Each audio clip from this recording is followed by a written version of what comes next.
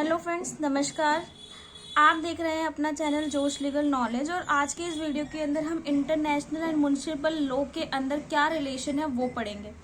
तो सबसे पहले मैंने इसके सोर्सेज आपको पढ़ाए थे, इसकी डेफिनेशंस पढ़ाई थी। तो आप सबसे पहले उस वीडियोस को देखना, उसके बाद इस वीडियोस को देखना। तो relation between international law and municipal law जो है वो हमारा सीसीएस यूनिवर्सिटी का यूनिट 3 है। इसके अंदर बता था सबसे पहले तो इंटरनेशनल वो जो इंटरनेशनल लॉ है, और जैसे कि हमारा ह्यूमन राइट का एक है वो इंटरनेशनल लॉ है। बट हमारा म्युनिसिपल लॉ क्या होता है? म्युनिसिपल लॉ हमारा ये नहीं कि म्युनिसिपैलिटी के लिए जो लॉज होते हैं। म्युनिसिपल लॉ इंटरनेशनल लॉ के अंदर म्युनिसिपल लॉ को डोमेस्टिक लॉ और नेशनल लॉ बोला। जैसे कि हमारा हिंदू लॉ है, तो ये हमारा क्या हो गया, हमारा नेशनल लॉ हो गया। हमारा डोमेस्टिक लॉ है हमारा आईपीसी, सीआरपीसी, कॉन्स्टिट्यूशन, ये सारे जो लॉज है वो हमारे डोमेस्टिक लॉ है। तो इंटरनेशनल और डोमेस्टिक लॉ में बस एक यही डिफरेंस है कि जो डोमेस्टिक लॉ होता है वो इंटरनेशनल के अकॉर्डिंग स्टेट पे एप्लीकेबल करता है। यहाँ पर मैंने आपको लास्ट क्लास में ही बताया था कि इंटरनेशनल लॉ के अंदर हम एक कंट्री को स्टेट मानते हैं, ठीक है। और हमारे इंडिया की कंट्री के अंदर बहुत सारे स्टेट्स होते हैं, 28 स्टेट्स हैं। बट हम इंटरनेशनल लॉ के अंदर एक कंट्री को स्टेट मानते हैं। तो स्टेट के जो लॉज होते हैं उनको हम बोलते हैं म्युनिसिपल लॉ, या डोमेस्टिक और इंटरनेशनल लॉ जो होते हैं। बट हम इंटरनेशनल लॉ के अंदर उसको म्युनिसिपल लॉ से डिफाइन करते हैं। तो वही है, इंटरनेशनल लॉ क्या होता है, वो रिलेशन बताता है एक और दूसरे subject matter of international law से या अदर स्टेट के उससे। जैसे कि while international law is applied in the relation of the state and to other subject of international law पे करता है। मतलब इंटरनेशनल वो लॉ जो हर स्टेट पे एप्लीकेबल करे, और म्युनिसिपल लॉ वो लॉ जो ओनली उस आप ये बोल सकते हैं उस कंट्री का या उस स्टेट के इंडिविजुअल पे एप्लीकेबल करे। तो यही है, नेशनल और state law which is called municipal law is applied within a state to the individual पे अप्लाई करे, and corporate entities which are the bearer of right and duties there under, जिसके अंदर उसके rights बता रखी है, उसकी duties बता रखी हैं।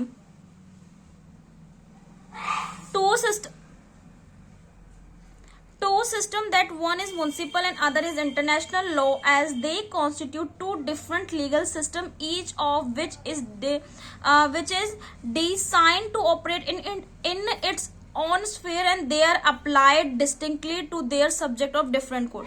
अब जो ये दोनों है म्युनिसिपल लॉ और इंटरनेशनल लॉ, तो इंटरनेशनल लॉ के अकॉर्डिंग अगर आप कोई भी उनका कॉन्ट्रावीन कर रहे हैं कोई उसके प्रोविजंस को, तो आपको आईसीसी, इंटरनेशनल क्रिमिनल कोर्ट के अकॉर्डिंग, मतलब उसके अंदर आपका जो भी ट्रायल चलेगा, जो भी चलेगा वो उसके अकॉर्डिंग चलेगा। बट अगर आप म्युनिसिपल लॉ को उसके म्युनिसिपल लॉ के प्रोविजंस को कॉन्ट्रावीन कर रहे हैं, then you have to go to the only particular court in that state. Okay,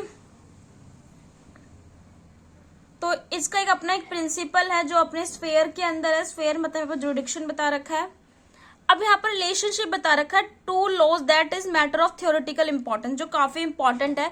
but यहाँ पर पहले 2 थ्योरी थी, अब ये 3, मतलब इसके अंदर 3 थ्योरी, इसको एक थ्योरी और एड डाउन की गई है। तो हम पढ़ते हैं कि पब्लिक इंटरनेशनल लॉ और म्युनिसिपल लॉ का रिलेशन क्या है, इंटर रिलेशन कैसे करता है। तो सबसे पहले यहाँ पर एक थ्योरी है मोनिज्म, सेकेंड थ्योरी है dualism theory, and third is a harmonisation theory. तो ये 3 थ्योरी, इस 3 थ्योरी को हम पढ़ेंगे। सबसे पहले तो जो मोनिज्म थ्योरी है वो क्या कहती है? मोनिज्म थ्योरी कहती है, जैसे कि मोनो, मैंने यहाँ पर लिख भी रखा है, मोनिज्म मतलब मोनो, मोनो मतलब सिंगल। तो यहाँ पर बोल रखा है, इसमें मैं आपको बता देती हूँ, इसके अंदर ये डायरेक्टली बोल रखा है कि इंटरनेशनल जो लॉ है उसको जरूरी नहीं है कि आप उसको एक म्युनिसिपल लॉ के अंदर ट्रांसलेट करें या अपने नेशनल लॉ के अंदर उसको एड डाउन करें, ठीक है। बट अगर ऐसा कोई केस आता है आपके नेशनल, मतलब आपके कंट्री के अंदर, आपके इंटरनेशनल के अकॉर्डिंग मैं स्टेट बोलूंगी, आपके स्टेट के अंदर, तो आप इंटरनेशनल लॉ के कुछ प्रोविजंस को या पूरे ही प्रोविजंस को डायरेक्टली इन्वोक कर सकते हैं अपने स्टेट के अंदर।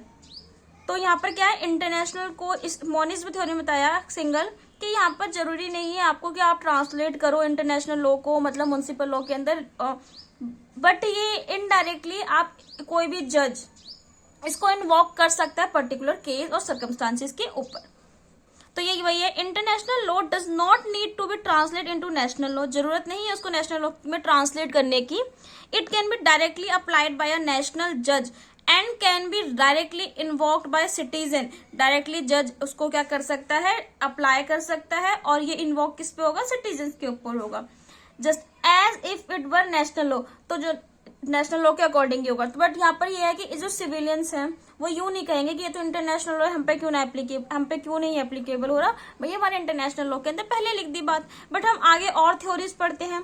देखो इसकी एक सब थ्योरी भी है, इसकी एक सब थ्योरी है डेलीगेशन थ्योरी। डेलीगेशन थ्योरी का मतलब है, जिसकी मैंने यहाँ पर शॉर्ट में भी लिखा है, नो नीड टू अडॉप्ट, जज कैन बी डायरेक्टली इन्वोक। उसको जज जो है डायरेक्टली अप्लाई कर सकता है, इन्वोक किस पे होगा, सिटीजन्स पे होगा। Okay, delegation theory is the sub theory of the monism. It says that there is a delegation of constitutional rule of international law to the constitution of each state. जो हमारा international law का constitution है उसी ने delegate कर दिया, उसने ही बता दिया है कि जो भी इसके जो रूल्स रेगुलेशंस होंगे वो सभी स्टेट के कॉन्स्टिट्यूशन पर, मतलब सभी स्टेट पर एप्लीकेबल करेगा, to the constitution of each state, हर स्टेट के उस पर एप्लीकेबल करेगा।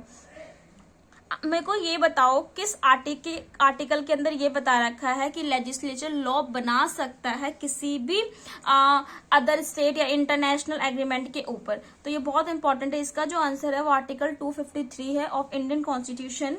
तो ये पढ़ना आप। These rules decide when and how the international treaties convention will come into force. और जो ये रूल्स हैं, जैसे कौन से रूल, जो हमारे इंटरनेशनल लॉ के अंदर जो कॉन्स्टिट्यूशनल रूल्स हैं वो ये बताता है कि कब एंड कैसे इंटरनेशनल ट्रीटीज या कन्वेंशनल जो है वो फोर्स में आएगी। अब आती है बहुत important theory, dualism theory. Dualism theory क्या है? ड्यूअलिज्म थ्योरी है, इसके अंदर मतलब बेसिकली बता रखा है कि आपको एडॉप्शन के बारे में बता रखा है कि जो भी स्टेट इंटरनेशनल लॉ के कुछ रूल्स को या पूरे रूल्स को फॉलो करना चाहता है तो वो उसको अपने स्टैट्यूट के अंदर उसको एडॉप्ट करे, उसको रेक्टिफाई करे। अब हम देखते क्या होता है। There is a difference between dual मतलब डबल। तो there is a difference between national and international law and latter must be incorporated by the former. जैसे कि इसमें मैं एग्जांपल देती हूँ, जैसे कि मान लो जो डिफरेंस है नेशनल और इंटरनेशनल लॉ का वो इनकॉर्पोरेटेड के थ्रू ही मतलब आप उसको सॉल्व कर सकते हो, फॉर्म कर सकते हो। फॉर एग्जांपल जैसे कि मान लो ए एक इंटरनेशनल लॉ है, इंटरनेशनल लॉ है मतलब ये पूरी बुक है, स्टैट्यूट है एक इंटरनेशनल लॉ का। बी एक स्टेट है, तो बी क्या करेगा, बी इसके कुछ रूल्स को इनकॉर्पोरेट करेगा अपने स्टैट्यूट के अंदर। वो इसने बोल रखा है तब जाकर वो स्टेट के ऊपर एप्लीकेबल करेगा, otherwise it will not applicable on that particular state. इसमें इसकी भी दो सब डिवीजन है, स्पेसिफिक एडॉप्शन थ्योरी ड्यूअलिस्टिक की है। इसने बोला international law has no application in a sovereign state until and unless the sovereign state specifically adoption of international law by way of enactment। इसमें क्या बोल रखा है, इसके अंदर ये बोल रखा है कि स्पेसिफिक एडॉप्शन थ्योरी जो है वो ये बात बोलती है कि इंटरनेशनल लॉ जब तक किसी सॉवरन स्टेट पे एप्लीकेबल नहीं है, कब तक नहीं है, जब तक until and unless the sovereign state ने उसको स्पेसिफिकली एडॉप्शन के लिए अपने उस इंटरनेशनल लॉ को इनेक्ट नहीं किया हो अपने स्टैट्यूट के अंदर, तब वो नहीं है। अब पढ़ते हैं हम ट्रांसफॉर्मेशन थ्योरी। ट्रांसफॉर्मेशन थ्योरी भी बहुत अच्छी है। उसमें ये बोल रखा है कि कोई भी अगर इंटरनेशनल लॉ है उसको आप अपने म्युनिसिपल लॉ के अंदर ट्रांसलेट कर दो और इट ऑटोमेटिकली विल